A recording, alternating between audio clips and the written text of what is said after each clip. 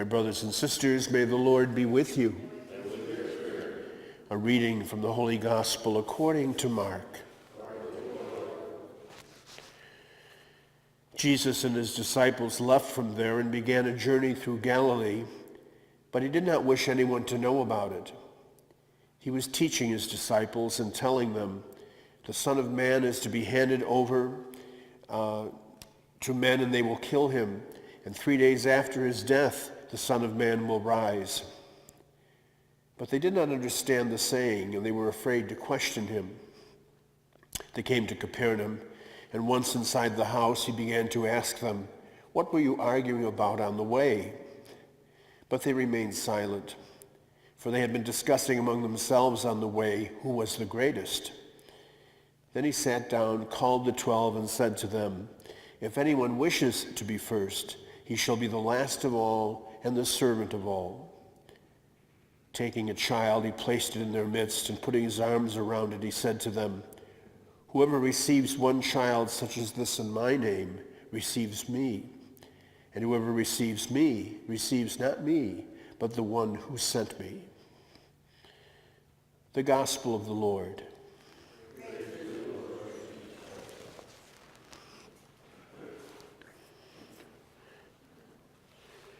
One would suspect that the temptation would be to always show the best light of those who are leaders.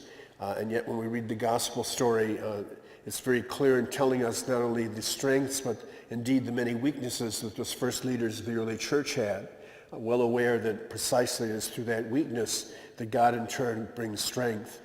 And so we see a classic example of it today, something that marked the entire journey of these men with Jesus. And really it was not until the giving of the Spirit at the time of Pentecost, at the time of the Ascension, they finally clicked and understood actually everything that was happening.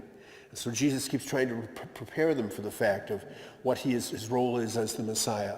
And it surely was a very different role than what they anticipated. Their assumption was, as was the case in most of Israel, the Messiah would be a very powerful figure who would free them from domination of Roman government and from other people who are controlling them, give them back their own nation, allow them once to be their own people. And yet Jesus keeps telling them over and over again, the Son of Man must first die at the hands of other men, but then he will rise again 3 days later. And even as he tells them this again, we find that they're still focused on something entirely different. Where is their place in the kingdom? Who's the first among them? Who's the best among them?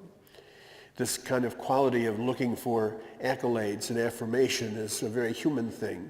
And Pope Francis, in the course of the last 4 years, has been constantly kind of reminding us clergy that we have to be attuned to the fact that we must be servants as leaders, not leaders themselves.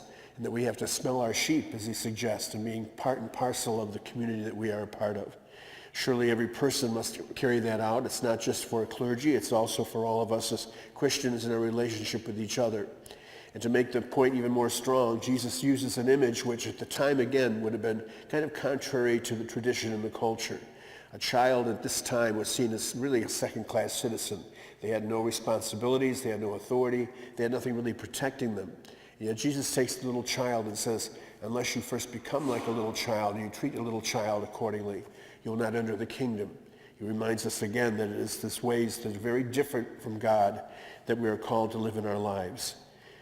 Today then, as we gather as a people of faith and begin another day in this journey that we each are making, let us pray that we too have the awareness and the sensitivity of our call as leaders to be people of care and concern for those around us, especially those who are the most vulnerable and the most in need.